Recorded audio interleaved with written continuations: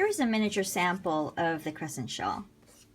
I start by casting on 2 stitches and I work increases on one side so that it expands this way, but at the same time I'm also working short rows so that it arcs this way.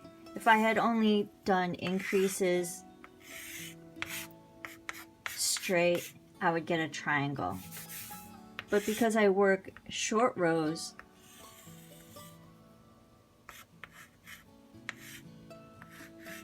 I get a nice arc. After I've increased to a point where I think it's wide enough, I'll work this section over a fixed number of stitches.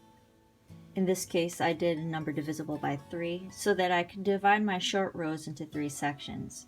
So I continued doing short rows for the back section so that it would continue to flare out and curve like this.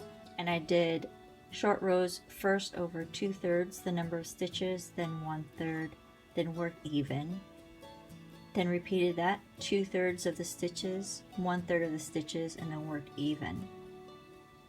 I worked the back until I thought it was big enough, and then I'll just work the decreases in the opposite way that I worked the increases, decreasing on one side so that it shrinks like this, and still working short rows over half the number of stitches so that I get this nice arc. I'll start by casting on 2 stitches to the right of 0.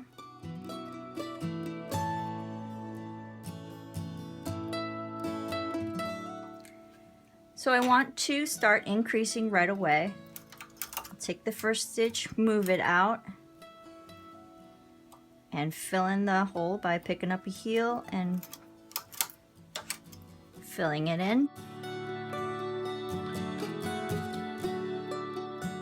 Every time that my carriage is on the right, I want to increase to the right and fill that in. So now I have 4 stitches and I can start working short rows. I'm working short rows over half of the stitches, and I'm working them so that I'm working from the right. I've already increased. Let me knit across. And it's important to wrap if you don't want a hole. We're on the right again, so we're going to increase to the right. Pick up the heel of a stitch to fill this in. And put these 2 stitches back into work so that everything knits. Increase again. Fill in that hole. Now I'm up to 6 stitches. Divide those in half. Knit half the stitches. Wrap and knit back.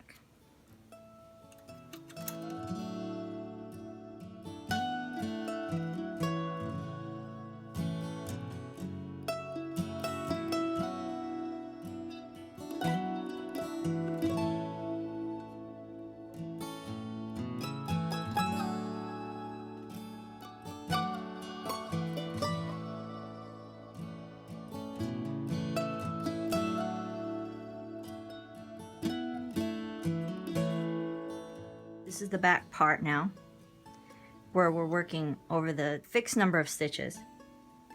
I'm going to divide it into 3 sections. First, I'm going to put 6 stitches out to hold. And if you want to do the automatic wrap, just take one away. Knit to that point. Put that back out to hold. Knit back. Put 6 more stitches out to hold. Minus 1 for the automatic wrap. Pop that back out. So we knitted 2/3 of the row and now 1/3 of the row, and now we're going to do all of the row. So let's do that again. Put the first 6 stitches out to hold, and I'll do it without the automatic wrap. 6 stitches, wrap, go back. 6 more stitches, knit, wrap, and go back. Now put everything back into work and knit.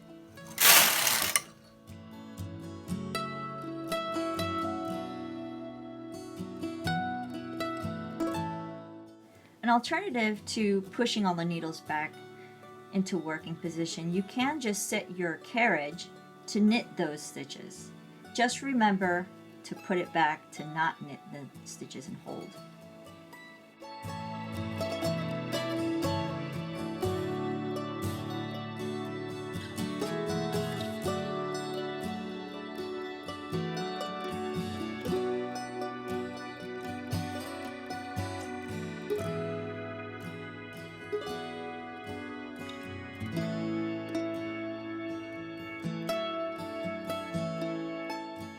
As you can see, this part has a really great pointed arc. And this is starting to flare out nicely too. So as usual, be sure to hang weights if you need to.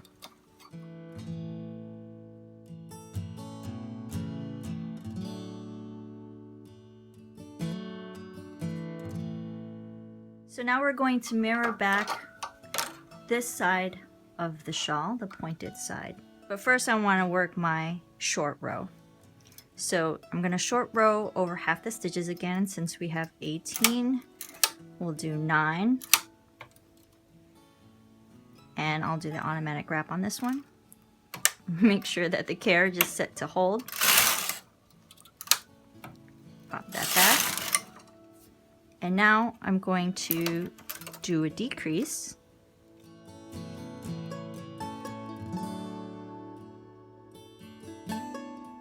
Decrease again. Now I've got 16. Put 8 out to hold. -1. Automatic wrap. Decrease again.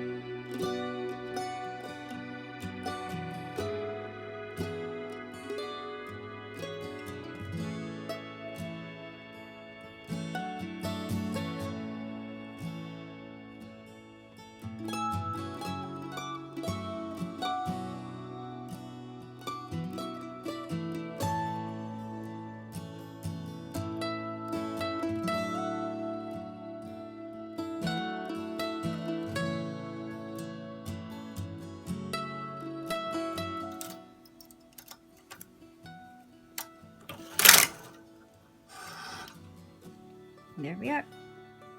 Let's see what we've got here.